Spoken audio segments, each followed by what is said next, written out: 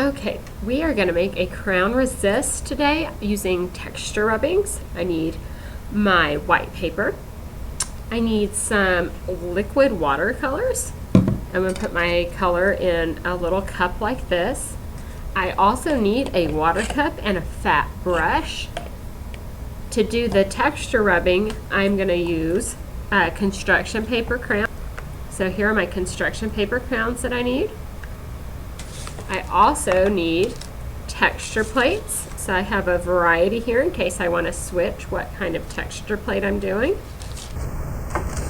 To start off, I'm going to take my texture plate and I am going to put it under my paper. Then I'm going to pick a construction paper crayon. I don't want to scribble on it like this because then I can't really see the texture. But if I color all of it carefully without skipping space, you can see the texture much better. See how nice that looks? Okay. When I get done with this one, I can either use the same texture plate again, or I can switch to a new one and put that underneath my paper again.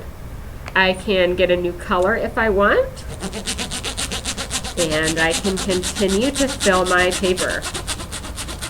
I'm going to keep doing this until my paper is filled, either using the same texture plate or a new one. And I can get the same color or a new one. And I am just rubbing to fill up all of the space, and I'm being careful not to scribble because I want to make sure I can see each texture.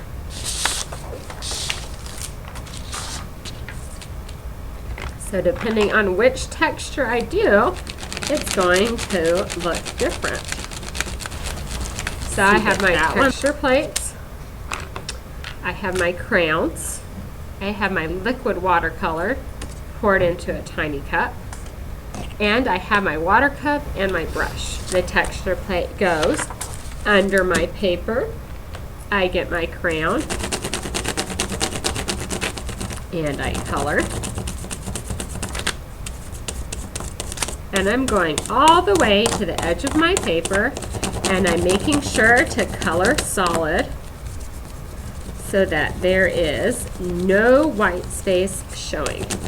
I have filled my whole paper using texture plates and construction paper crayons.